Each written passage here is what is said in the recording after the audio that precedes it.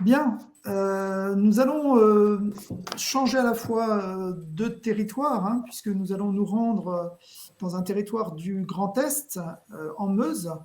Nous allons effectuer la visite d'Écuré Pôle d'Avenir, mais d'abord quelques mots sur Écuré, mais aussi sur ses promoteurs, notamment Amélie Desloires, qui est la directrice du pôle d'Écuré, et puis également Mégane Calvo, si elle veut bien se montrer à la caméra.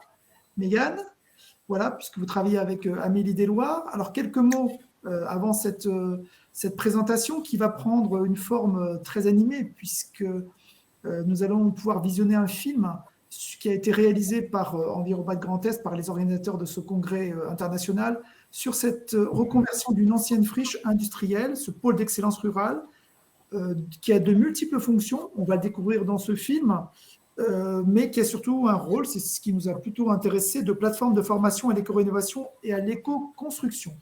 Quelques mots après le film, Amélie et Mégane nous en diront quelques mots. Quelques mots sur vous, Amélie. Après des études à l'EDEC, vous avez fait quelques voyages, quelques stages en Amérique du Sud et au Moyen-Orient. Vous avez travaillé en tant que consultant dans un cabinet de conseil d'organisation à Paris. Et vous avez travaillé également pour la gestion de projets très importants pour une ONG française. Et vous êtes donc directrice à Écuré depuis fin 2014. Voilà, pour le reste, on va tous découvrir ce film que vous allez maintenant nous faire partager et on se retrouve juste après. Ok, alors je lance.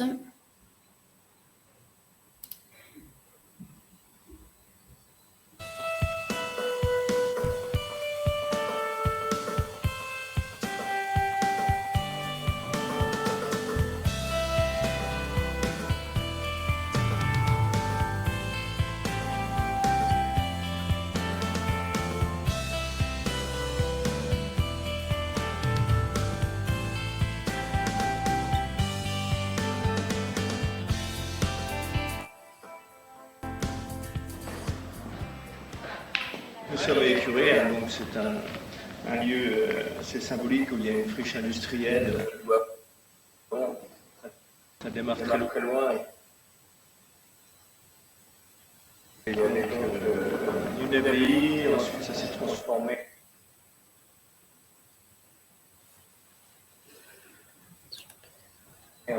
Transformé en fonderie d'art. Cette fonderie a fermé en 1987 par là. Et donc voilà, ça a laissé ce site environ un peu moins de 10 hectares. Et du fait de ce site qui était disponible, nous avons été retenus au sujet pôle excellence rurale et c'est ce qui a permis de démarrer ce grand projet. C'est un projet longue haleine, on va dire. Ça fait plus de 10 ans que le projet du pôle d'excellence rurale a été lancé.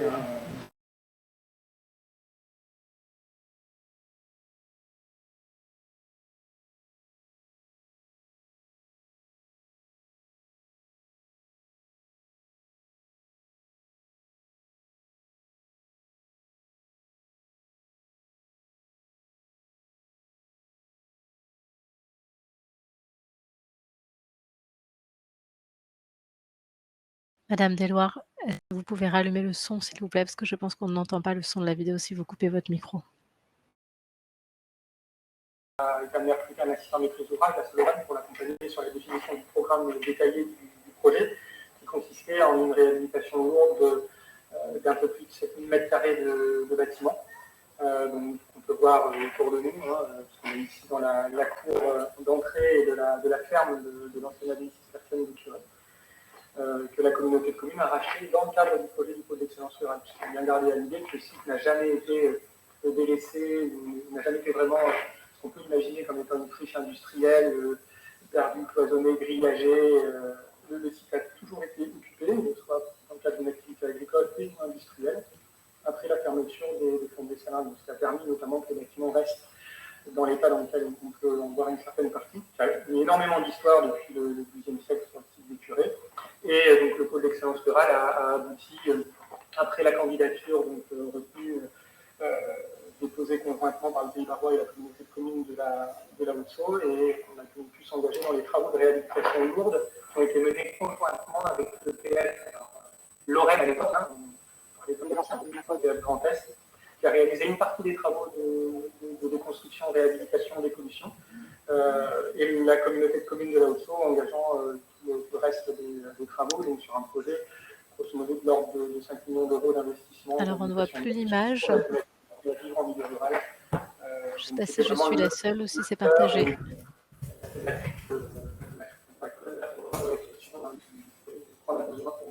Effectivement, on ne voit plus l'image. C'est un lieu multi-activité. En fait, le projet a été conçu à la base pour qu'il y ait justement une grande mixité, une grande différence avec beaucoup de... Ok, alors effectivement, les participants nous confirment qu'il n'y a plus d'image. Économique, touristique, avec différentes structures sur place. Je vois avec Maëlys pour essayer de régler le problème. Une maraîchage biologique, une brocante, une compagnie de théâtre, une association. Peut-être, Amélie, pourrait-on arrêter le film et le relancer, parce que ça fait que quelques minutes qu'il est lancé, donc ça vaudrait le coup de le relancer, Amélie. Oui, bah, j'ai pourtant rien coupé. Oui, non, mais c'est pas un souci. Ok, donc vous voulez que je ravance un petit peu, je recule un petit peu? Oui, si vous voulez. Pas de tout remettre, mais...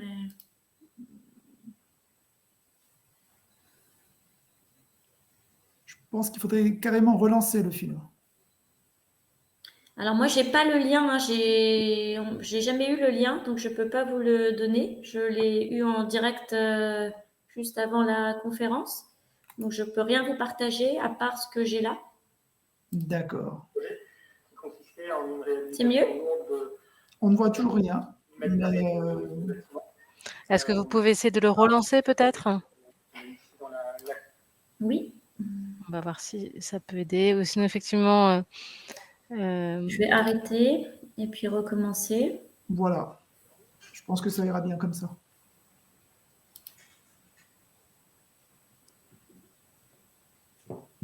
Alors, dans mon écran, il y a marqué dimension de la vidéo trop grande. Alors, je vais essayer de le faire de mon côté. Oui, d'accord, je veux bien.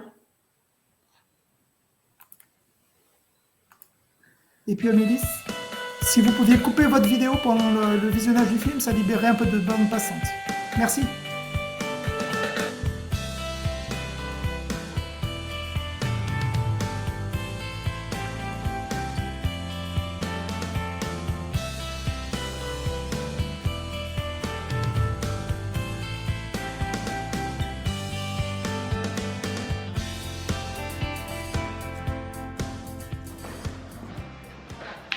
Nous sommes à Écuré, hein, donc c'est un lieu assez symbolique où il y a une friche industrielle. Avant, ça démarre très loin. Il y avait donc une abbaye, ensuite ça s'est transformé en fonderie d'art. Donc cette fonderie a fermé en 1984-1987 par là. Et donc voilà, ça a laissé ce site environ un peu moins de 10 hectares. Et du fait de ce site qui était disponible, nous avons été retenus au sujet pôle excellence rurale, et c'est ce qui a permis de démarrer ce grand projet. C'est un projet de longue haleine, on va dire. Hein. Ça fait plus de 10 ans que le projet du pôle d'excellence rurale a été lancé sur le territoire. Et c'était un vrai projet structurant et qui a mobilisé une trentaine d'acteurs publics et privés qui ont été mobilisés pour co-concevoir ce projet, qui administrativement était donc porté à l'échelle du Pays Barrois dans le cadre de sa démarche de plan climat territorial, donc sur les thématiques de l'efficacité énergétique, de la maîtrise de l'énergie, du développement des énergies renouvelables, et qui a trouvé au travers du projet du pôle d'excellence rurale un peu un creuset de développement de toutes les thématiques du plan climat. Donc la communauté de communes des ports de Meuse à l'époque de la Haute-Saône a été amenée à recruter un assistant maîtrise d'ouvrage, la Lorraine, pour l'accompagner sur la définition du programme détaillé du projet, qui consistait en une réhabilitation lourde d'un peu plus de 7000 m² de bâtiments, qu'on peut voir autour de nous, parce qu'on est ici dans la cour d'entrée de la ferme de l'ancienne abbaye cistercienne d'Écuré. Que la communauté de communes a racheté dans le cadre du projet du pôle d'excellence rurale. Puisqu'il faut bien garder à l'idée que le site n'a jamais été délaissé, ou n'a jamais été vraiment ce qu'on peut imaginer comme étant une friche industrielle, perdue, cloisonnée, grillagée.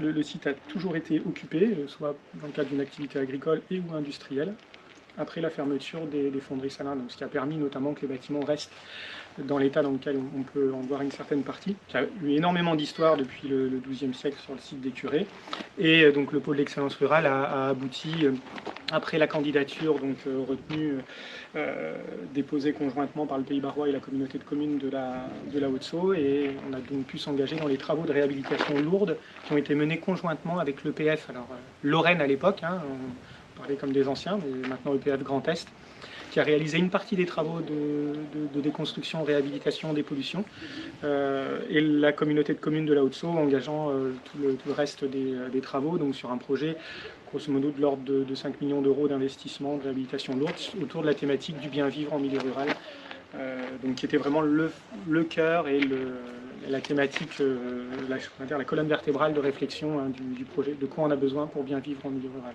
Écurie Pôle d'Avenir, c'est un lieu multi-activités. En fait, le projet a été conçu à la base pour qu'il y ait justement une grande mixité, une grande différence avec beaucoup d'acteurs présents. Donc on retrouve à la fois des activités culturelles, économiques, touristiques, avec différentes structures sur place, puisqu'il y a à la fois des chevaux de trait, du maraîchage biologique, une brocante, une compagnie de théâtre, une association, et des associations comme les Férus des Curés ou comme l'association Sursaut, qui sont des associations culturelles, sans salariés, mais avec des bénévoles. L'association Écurie Pôle d'Avenir a en charge de développer des activités en direct sur le site. Donc on a la gestion du gîte, des salles de réception, le musée, la salle d'exposition temporaire, le bar et la plateforme de formation en éco-rénovation.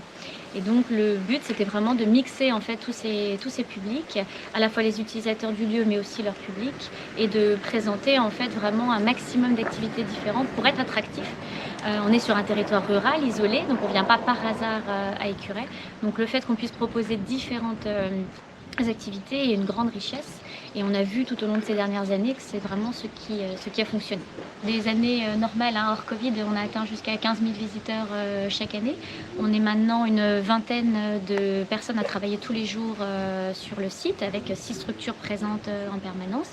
On accueille beaucoup de scolaires, de centres aérés, un petit peu de touristes, des associations, des entreprises du secteur. Et le lieu est aussi devenu un lieu de fabrique culturelle avec le Quake. Et donc on a des compagnies qui sont en résidence toute l'année avec vraiment un attrait pour le lieu, la beauté des lieux, la hauteur aussi, la qualité des infrastructures et de l'accueil. Et on a une spécialisation aussi qui est forte sur l'environnement, évidemment, dans le cadre du pôle d'excellence rurale, justement, avec de nombreuses animations, jeunes publics et familiales, autour de l'environnement, la biodiversité, l'eau, etc. Donc derrière moi, vous avez l'ancienne maison abbatiale que la Codécom des Portes de Meuse est en train de réhabiliter pour la transformer en son siège social. Donc c'est 1000 mètres carrés de bâtiments qui vont être rénovés pour en faire des bureaux, pour en faire des salles de réunion pour les réunions, les séances communautaires. Là-dessus, c'est un investissement d'à peu près 3,7 millions d'euros qui est financé également par la région, par le GIP Objectif Meuse, par différents organismes et notamment par l'EPF Grand Est maintenant. On a aussi fait attention à la biodiversité puisque dans les sous-sols de ce bâtiment, il y avait une colonie de chauves-souris. Et bien sûr, on a été obligé de protéger les chauves-souris en gardant, si vous voulez, les caves où elles habitent.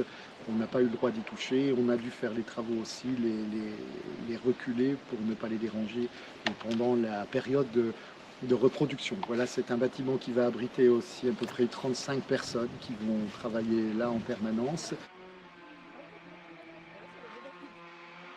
Alors on est ici dans le gîte des Curés, donc c'est un hébergement de 15 personnes où il y a 7 chambres qui a essentiellement une clientèle professionnelle en semaine et une clientèle familiale le week-end. Donc Donc il y a un gros effort qui avait été mis par la communauté de communes à l'époque sur la qualité de rénovation et l'énergie. L'intérêt en fait de l'objectif de la réhabilitation de ce bâtiment, qui a toujours eu une fonctionnalité d'accueil de personnes, on a voulu garder dans le programme de réhabilitation les fonctionnalités de chaque site. Donc c'était le bâtiment d'accueil des visiteurs de passage sur l'abbaye, où l'abbaye pouvait accueillir ses visiteurs. Et donc le choix qui a été fait, c'était suite au constat que tout le monde peut faire, de voir que les curés est quand même un peu reculé, et qu'il y a besoin, quand on vient sur le site des curés, d'offrir une capacité d'accueil si on veut y passer plus qu'une journée, et de pouvoir offrir une capacité d'accueil aussi aux activités qui sont présentes sur le site. Il y a une volonté de pouvoir réhabiliter cette ancienne hôtellerie en réalisant un gîte, comme l'a dit Amélie, pour pouvoir accueillir dans une très bonne condition de confort. L'accent a été porté sur la performance énergétique et acoustique du bâtiment. Donc c'est un objectif bâtiment BBC Réno qui a été fixé dans le cadre du programme, donc réhabilitation lourde en 2009-2010. Donc je parle d'un temps, mais au niveau de la performance énergétique, ça évolue très vite. Donc BBC Réno en 2009-2010, c'était assez exigeant et ambitieux. Exclusivement des matériaux biosourcés. Donc pareil, à l'époque, il faut remonter, il y a 12-13 ans, quand dans un programme on parlait d'utiliser exclusivement la fibre de bois et la ouate de cellulose, ce qui maintenant est courant, ça ne l'était pas du tout à l'époque. Et surtout, une volonté de pouvoir faire monter en puissance les professionnels du bâtiment en même temps qu'ils réalisaient les travaux. C'est-à-dire que dans le programme et dans la consultation des entreprises, l'intercommunalité avait déjà intégré des clauses spécifiques qui permettait de pouvoir former les artisans du bâtiment, pas simplement faire un test d'étanchéité à l'air en phase avant doublage et après réalisation, mais pouvoir les sensibiliser aux exigences de la réhabilitation sur le terrain, avec tous les petits détails qu'on peut trouver dans une pièce comme celle-ci, les petits raccords, quels matériaux utiliser, donc avec un prestataire extérieur et une assistance à maîtrise d'ouvrage spécifique réalisée par Indigo, qui nous accompagnait sur les thématiques de l'environnement. Donc, test de perméabilité à l'air et performance énergétique globale, et choix d'une énergie renouvelable avec le granulé bois qui a été fait sur la totalité du site des curés avec 5 chaudières granulé bois pour la production de chaleur. Donc dans le cadre des travaux de réhabilitation lourde du site des curés, forcément, il s'agit d'une ancienne friche industrielle, puisqu'on est là sur la partie de l'ancienne fonderie d'art et d'ornement qui s'est installée au 19e sur le site des curés. Il a fallu engager des travaux de dépollution, pas des travaux lourds de dépollution comme on peut le voir sur certaines friches, mais de la dépollution principalement axée autour de problématiques d'hydrocarbures, de traitement de fonderie, ce genre de type d'activité. Donc un diagnostic de cessation d'activité avait été réalisé à la fermeture de la fonderie dans les années 80, et puis après l'implantation de l'entreprise Carbo France, qui est une entreprise de production de charbon de bois, la première entreprise de production de charbon de bois en France, qui s'est installée ici dans les années 90 et qui a quitté petit à petit le site dans les années 2000, qui est installé maintenant juste à côté, à quelques centaines de mètres d'ici.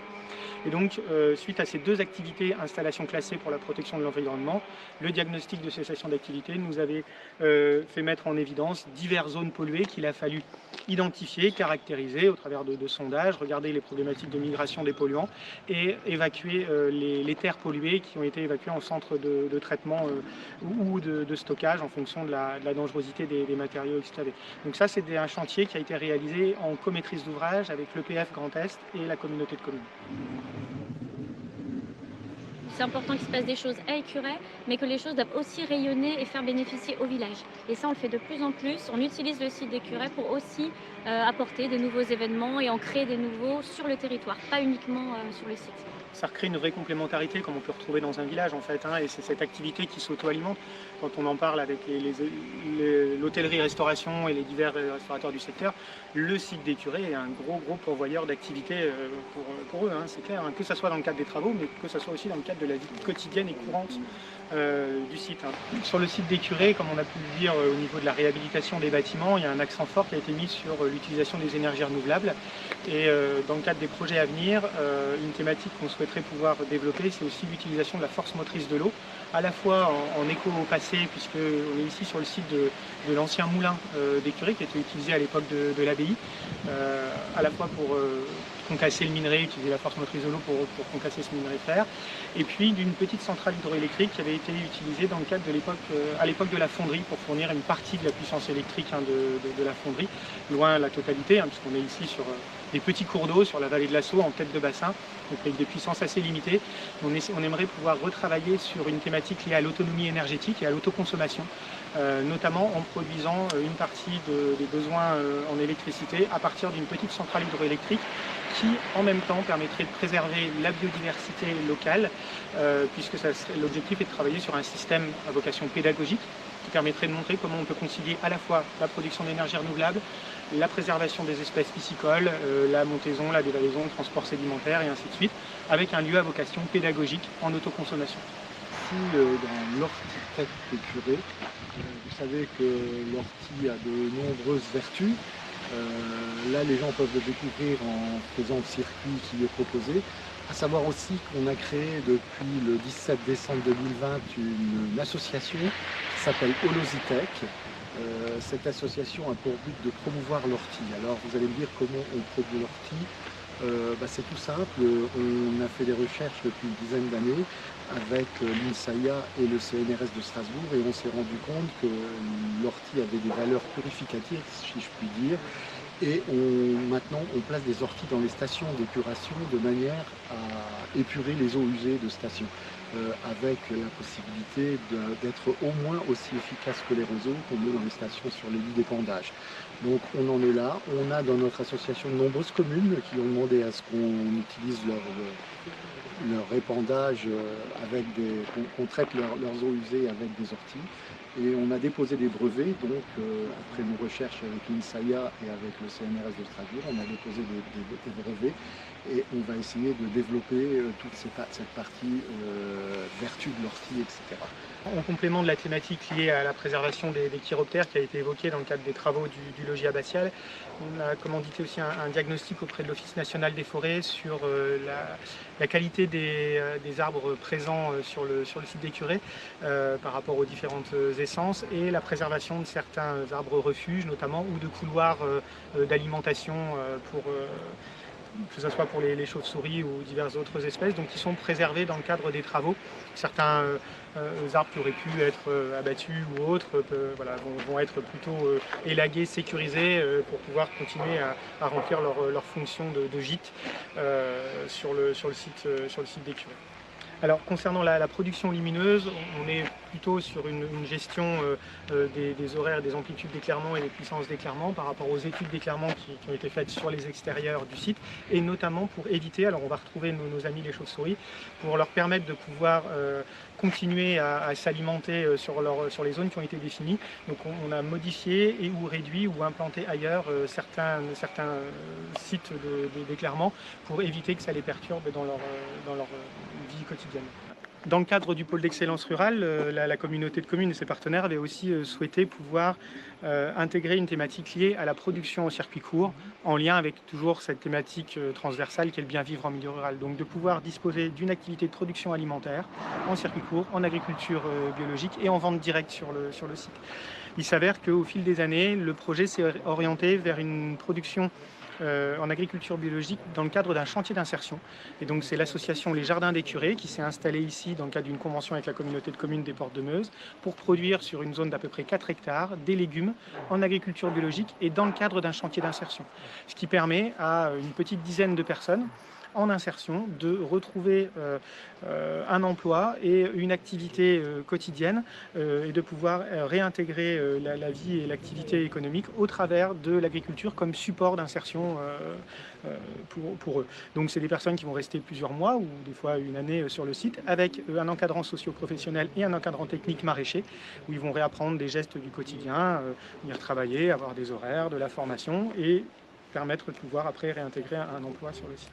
En parallèle de cette activité de production maraîchère, il y a tout un bâtiment qui a été réhabilité dernièrement pour pouvoir conditionner, stocker les légumes et avoir une boutique de vente de produits en circuit court. Comme on l'a évoqué tout le long de notre visite, où on est démarré pas grand-chose, mais presque de rien, si c'est pas grand-chose.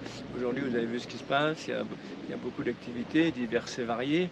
Donc le ressenti qu'on a aujourd'hui, c'est que ce site est important pour la vie de notre Codecom Porte de Meuse, pour notre territoire, un territoire qui est assez important, où ça se développe, où on va continuer à travailler. Et c'est sûr que ce site va être le centre de notre Codecom Porte de Meuse.